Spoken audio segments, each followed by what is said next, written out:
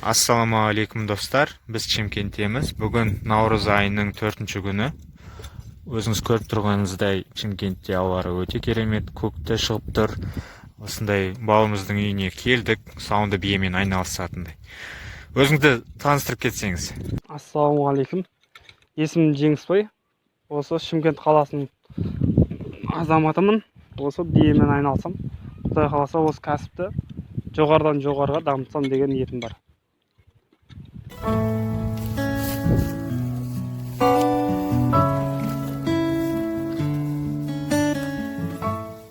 Екі биеңіз бар екен, осындай ірі денелі, желінделі. Уже туға жақындап қапты. Биелер туралы айтып жіберсеңіз, қанша литр береді? Құдай қаласа бірінші көк бием туады. Бір аптаның ішінде туады деген ойымыз бар. Құдай қаласа негізі айынан өтіп жатыр. Негізі бие айынан кеш туатын болса, 10 күн кеш туатын болса, ол еркек туады. Ал ұрғаш туатын болса, ол 10 күн алдын туылады. Менен құдай қаласа ондықта еркек туады деген ойым бар. Ол туса, құдай қаласа бір ай саумаймыз. Сәуірдің басынан бастап, иншалла сауын биемен айналысатын боламыз, халықты емдейтін боламыз. Өте дұрыс. Енді бұл бие қанша литр береді бір сауынғанда? Күніне қанша литр сауасыз? Бастапқы бір айда, бизнес ретінде айтып жіберсеңіз. құдай қаласа бастапқы бір айда 1,5 сағаттан саулады. Бұл кезде де үсті көп сауладым, 3-4 рет саулады. Одан кейін бір ай өткеннен кейін 2 сағаттан саулатын болады. Ол кезде күніне 7 рет саулы болады. Азанғы 7-тен бастап саулады. 1 литрі? Литрі 600 теңге. Бағана 1 жылдық пайдасы, 1 жылдық шығыны туралы айттыңыз, соны қайталап жіберсеңіз. 1 жылдық пайдасы, мысалы, бір бие 1 жылына мен 6 рет саудым, 500 теңгеден деп есептегеннің өзіне 720 мың теңге пайда түсті. Шығыны? Шығыны 250 мың.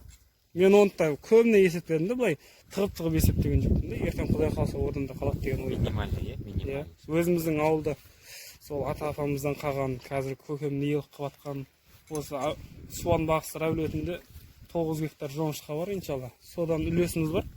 Содан шөп алып келеміз. Енді жем кебек беріледі оларға, бидай берілмейді. Бидай берге болады негізі, бірақ бидай берсе қысып кететіндер бар, кішкене еркелеп. Сонда бір күнде қанша жоңышқа жейді, қанша кебек беріп тұрасыздар? Бір күнде, мысалы, жаздың күні бір-ақ пресс жейтін болады, кеске таман. Ал оған дейін көк шөппен жүреді. Қазірде, мысалы, шөп жеп жатқан жоқ, өзі көктің дәмі шығып қалды. Қазір енді 2 пресс жеп жатыр ғой, күннен күнге азая береді. Негізі қыста 3 пресс жейді. Кебек туралы, кебек қанша? Кебек азанда кешке 3 килодан 6 кило жейді, 2 бие 12 кило жейді ғой. Тайлар 1,5 килодан жейді. Тұз бересіздер ме? Тұз береміз ғой енді, бірақ айына примерно есептегенде 3 кило жететін жүр бұларға. Бір уыздайды? Иә, бір уыз ғой.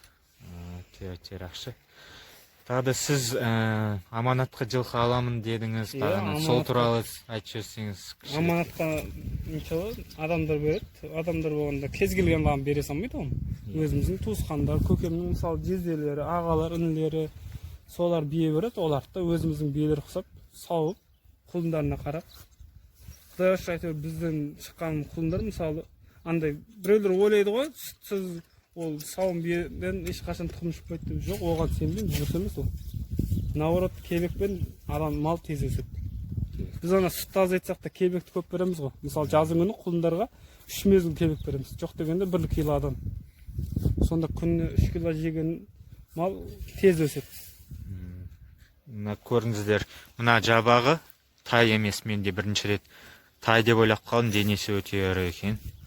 Басының өзі қандай жуан. Екі биеде почти асылсын да.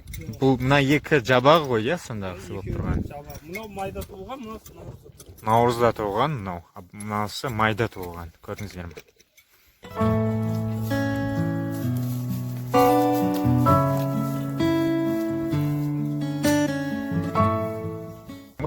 Ендігі қысқы режимін айтып жіберсеңіз, таңертең тұрдыңыз, енді?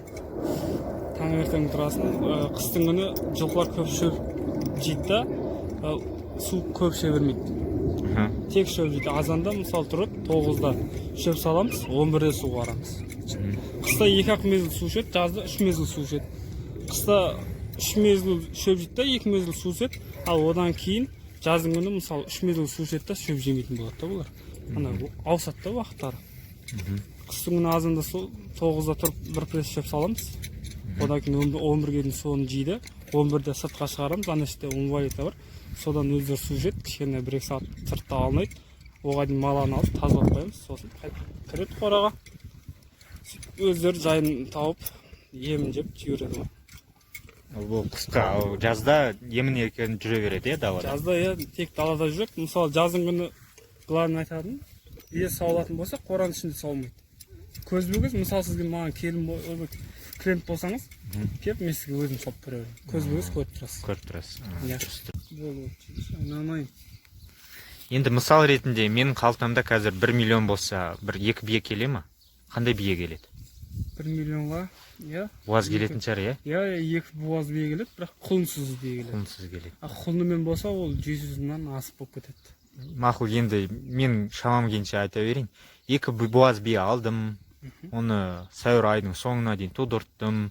1 ай оны құлын ішеді, дұрыс па? Мен түсінгенім бойынша. 1 ай құлын ішеді, майдың соңына дейін. Сөйтіп, ол қанша ай сауылады негізі, мен түсінбей қалдым сол жақ.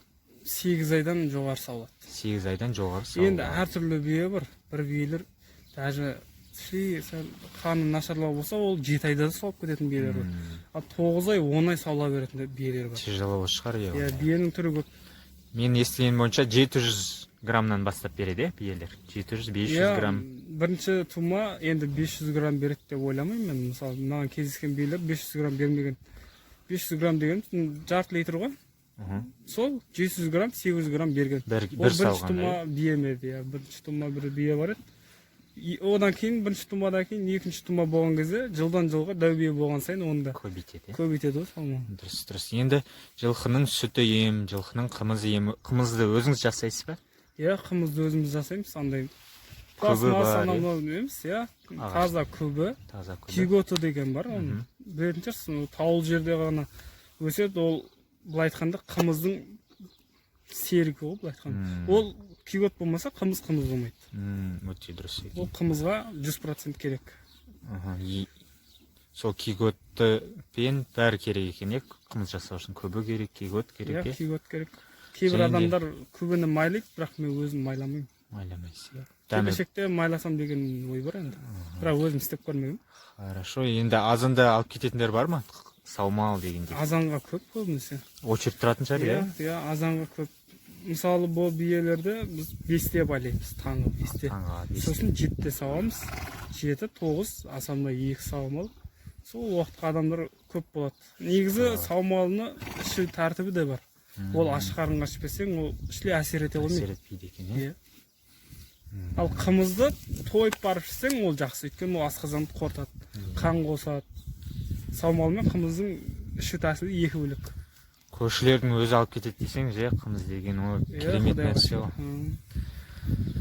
Осымен видеоны қорытындайық, құрметті көрермендер. Кімге видео ұнаса, лайктан басыңыздар. Осы кереметтей сұхбат берген бауырымыздың телефонын астында қалдырамын. Пайдалы кеңестер берді деп ойлаймын. Қымыз керек болса, той, томалақ өткізсеңіз, жинап береді, сатып береді. Доставка да бар екен. Телефон комментарийде қалдырамын, хабарласыңыздар. Видеоны көрген үшін рахмет. Сау болыңыздар.